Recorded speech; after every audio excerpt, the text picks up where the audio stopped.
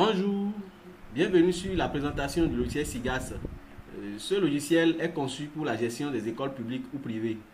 C'est un logiciel web développé en Java et Angular. Sans plus tarder, j'entre les paramètres de connexion pour accéder à l'espace de travail. Donc là,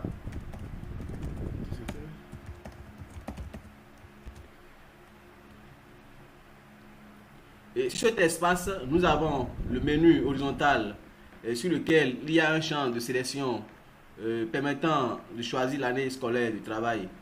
Par défaut, c'est l'année académique courante qui est choisie. Donc, juste à côté, nous avons une option nous permettant de choisir la langue de travail. Donc, ici, par défaut, c'est la langue française qui est choisie. Donc, on peut balancer en anglais si on souhaite. Sur le côté latéral, nous avons les différents menus nous permettant de naviguer dans les fonctionnalités du logiciel. Le contenu de cette page présente quelques statistiques de l'école. Donc ici, les 4 rectangles qui sont situés en haut du contenu de la page, nous avons respectivement les statistiques des élèves, des professeurs, des matières et des classes de l'école. Le projet pédagogique informe sur le taux d'exécution du programme par matière et par classe. Juste à côté, nous avons les statistiques des grades des enseignants. Là, nous avons juste à côté, nous avons les statistiques des disciplines, du nombre de professeurs par discipline. En descendant, nous avons le tableau récapitulatif des cours de la journée. En fait, ici, lorsqu'un enseignant arrive au cours, il pointe sa présence via un lecteur d'empreintes digitales et automatiquement l'heure d'arrivée ou de départ apparaît dans ce tableau. Par exemple, ici, nous allons choisir la séance du 8 janvier. Donc, je prends le professeur Doe John 1. Il a un cours de communication écrit en 3e A. Donc, il est là de 12h à 14h. Donc ici, il pointe sa présence à 12h19 et il part à 14h15. Donc en descendant, nous avons les indicateurs de performance. Étant donné que SIGAS gère les notes, nous les analysons pour produire des statistiques sur les performances acquises dans les matières d'enseignement par classe afin de faciliter la prise de décision par les responsables en charge de l'école. Juste à côté, là, nous avons les statistiques des évaluations. Ça, c'est les statistiques des notes d'évaluation rendues du deuxième trimestre, par exemple, qui sont affichées là. Donc ici, je vais prendre pour le premier trimestre. C'est là que nous avons les informations. Donc, je vois les notes rendues et le reste à rendre. Maintenant, nous allons au niveau des menus latéraux pour découvrir d'autres fonctionnalités du logiciel. Dans le menu administration, nous avons les paramètres de l'école qui nous permettent de spécifier les paramètres pour une année académique. Ici, nous avons les informations à renseigner pour une année académique, c'est-à-dire les scolarités, les TD, les frais annexes, ainsi de suite. Maintenant, nous descendons au niveau du menu formation. Le sous-menu conseil de classe nous permet de sauvegarder les séances de conseil de tenue. Ici, par exemple, pour ajouter un conseil de classe, nous cliquons sur le bouton ajouter, le nouveau, et nous renseignons les informations. La possibilité ici est donnée de choisir, de sélectionner le rapport de séance qui sera chargé. De même, les sous-menus groupe pédagogique, matière et promotion nous permettent de respectivement d'enregistrer les classes, les matières et les promotions de l'école. Après ça, nous allons dans le menu élève. Dans le menu élève, nous avons le sous-menu inscription qui nous permet en fait d'enregistrer, de renseigner, d'inscrire ou de réinscrire les élèves Donc là, pour inscrire un élève, il suffit de faire nouveau, de cliquer sur nouveau. En cliquant sur nouveau, nous avons un formulaire qui est organisé en 4 étapes. Nous avons les informations concernant l'élève, les informations des parents de l'élève, du tuteur, et puis les informations complémentaires. Donc il y a une possibilité de choisir la photo de l'élève, c'est-à-dire par webcam, de prendre la photo directement de l'élève et puis nous le chargeons. Soit nous le chargeons depuis un dossier du PC, de l'ordinateur, pardon. Et ceci pour pouvoir l'imprimer sur le bulletin de notes. Nous avons également la possibilité d'enregistrer les absences, les fiches de punition au niveau des élèves, afin de générer à chaque fin de trimestre ou semestre les conduites sans pouvoir recourir au cahier de présence et de punition. Donc là, je vois déjà, je clique sur absence au cours. Je vois là, en janvier, j'ai pas d'absence. Je prends novembre où j'ai des données. Donc voici les absences qui sont enregistrées. Je viens là au niveau de fiches de punition. Je vais également au niveau de novembre, mois de novembre. Je vois les informations qui sont enregistrées, les points en moins. Donc je peux voir déjà les conduites générées par exemple pour la 6e A, pour le deuxième trimestre qui sont là. Donc ainsi de suite. Après ça, nous allons au niveau du menu planning des activités. Le logiciel SIGAS assiste dans l'élaboration des emplois du temps par classe. Donc ici, là, voici le sous-menu de l'emploi du temps. Je clique. Pour afficher l'emploi du temps d'une classe, je sélectionne la classe, la promotion. Ici, là, 6e A. Donc voici affiché ici l'emploi du temps de la 6e A. Donc pour modifier, je peux ajouter rapidement une séance de cours. Donc je prends par exemple le cours de lecture. Là, je choisis le professeur et j'enregistre. Automatiquement, je sauvegarde pour que l'information ne soit pas perdue une fois que je quitte cette page. Donc là, il y a la possibilité d'imprimer l'emploi du temps directement en format Word ou en PDF. Maintenant, nous allons au niveau du sous-menu projet pédagogique. Oui, là, je sélectionne la classe informatique par exemple. Donc ici, dans le sous-menu projet pédagogique, on enregistre les programmes à exécuter pour toutes les matières par promotion. Nous pouvons suivre le taux d'exécution du programme dans le sous-menu progression qui est juste en haut là. Donc, nous pouvons également suivre le taux de progression au niveau du tableau de bord comme montré précédemment. Donc voici ici le taux d'exécution de ce cours informatique dans la classe. Maintenant, nous allons au niveau du sous-menu séance. Ici, donc ici ça indique que déjà dans le mois de janvier, nous avons quelques cours qui sont enregistrés. Donc là, en fait, c'est le cahier de présence numérisé. Là, après ça, nous passons sur le sous-menu évaluation. Sur le menu, évaluation.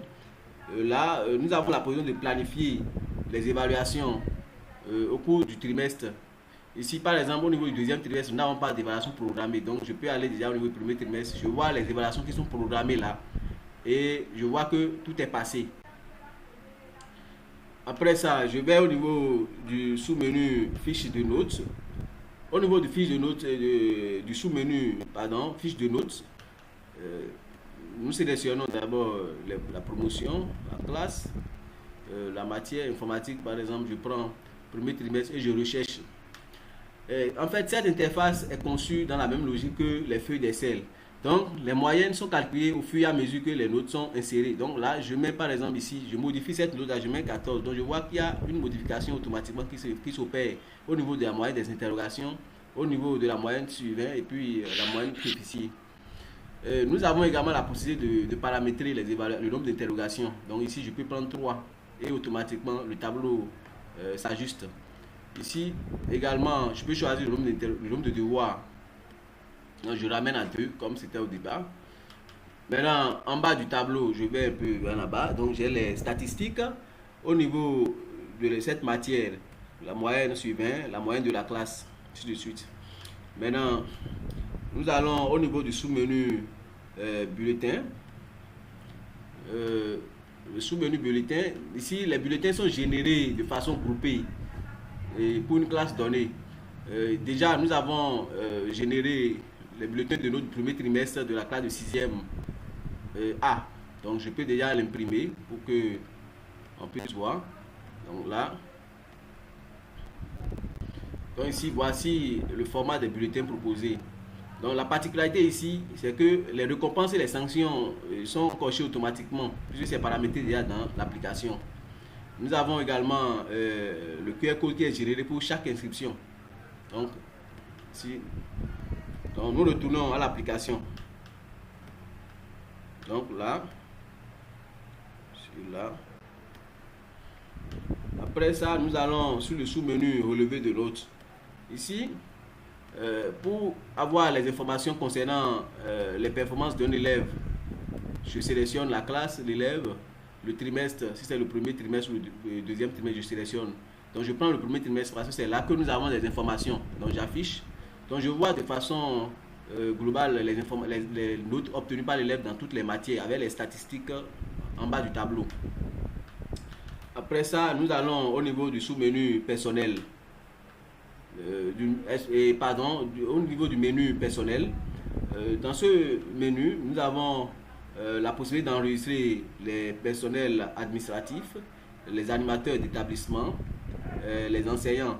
En fait, les administratifs, en fait, c'est le directeur, le censeur, le comptable, le surveillant, etc. Et les animateurs d'établissement, ce sont les responsables des matières, pas matière. Donc, ici, donc là, je clique là. Donc, ça, ici, c'est les animateurs d'établissement. Ici, c'est les administratifs. Et là, nous avons également la possibilité d'enregistrer les projets principaux pour chaque classe. Maintenant, nous allons dans le sous-menu.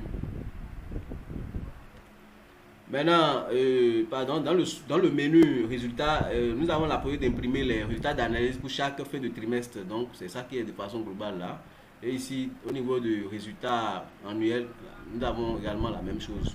Donc ici, là, sixième, donc ici, de suite. Donc on peut voir les détails, par exemple, ici, si l'on avait. Donc voici les détails, ici de suite. Donc c'est bon. Maintenant, nous allons dans le menu trésorerie. Ici, nous avons la possibilité de créer les caisses. Donc nous ajoutons des caisses. Ici, par exemple, nous avons quelques caisses qui sont enregistrées déjà là, donc avec les soldes de départ. Nous avons la possibilité de transférer des fonds d'une caisse à une autre. Après ça, juste en bas, nous avons l'état de paiement. L'état de paiement ici, ça nous permet de calculer le salaire des enseignants en tenant compte des séances de cours exécutées. Donc ici, par exemple, pour générer un état de paiement, je clique sur le salaire. Ici, janvier de 25 décembre au 25 janvier. Là, je recherche. Donc, voici les informations ici concernant l'état de paiement. Donc, on voit déjà le montant à payer, l'heure théorique, l'heure réelle, ainsi de suite. Juste en bas là de l'état de paiement, nous avons les dépenses, le sous-menu dépenses. Ici, nous enregistrons les dépenses. Donc, on voit déjà là quelques enregistrements, instruments du pédagogique. Les montants et puis la caisse, ainsi de suite. Donc voici un peu déjà les dépenses. Juste en bas, nous avons les recettes. Donc c'est ici que nous enregistrons les scolarités, les frais de TD et les frais annexes. Donc ici, scolarité, travaux dirigés, les frais annexes, ainsi de suite. Donc ici, je prends par exemple scolarité, je choisis pour la 6e A. Donc ici, j'ai la possibilité d'ajouter. Donc ici, j'ajoute. Donc, et de voir les détails, ainsi de suite. Donc, quelques enregistrements ont été faits déjà au niveau du tableau. Maintenant, j'ai la possibilité de générer les reçus de paiement. Donc, je prends par exemple les reçus de paiement. Je peux imprimer le reçu là. Ici, donc ici, là, je vois quelques reçus qui sont générés par le logiciel SIGAS. Cela. Donc, là, maintenant, nous allons au niveau de sous-menu tableau de bord. Donc, pour voir les statistiques de la trésorerie. Ici, Je vois déjà au niveau des cases rectangles le solde à la caisse, et puis les recettes, le solde des dépenses, et puis les paiements en attente. Nous avons ici les statistiques des caisses, de toutes les caisses d'ailleurs. Nous avons les recettes et les dépenses, les statistiques. Et ici, nous avons les points de recouvrement des frais de scolarité. Hein. Ce tableau-là, c'est un tableau qui est tenu à jour. Et nous avons ici les provisions, les recettes, le reste à payer, ainsi de suite, les recouvrements. Outre les fonctionnalités présentées, le logiciel dispose d'un module messagerie. Les notes des élèves sont envoyées périodiquement à leurs parents pour un suivi rigoureux. Merci pour votre attention. Et maintenant, lorsque vous finissez de travailler, en fait, vous devez vous déconnecter là. Donc, je me déconnecte. Donc, merci pour votre attention et à la prochaine.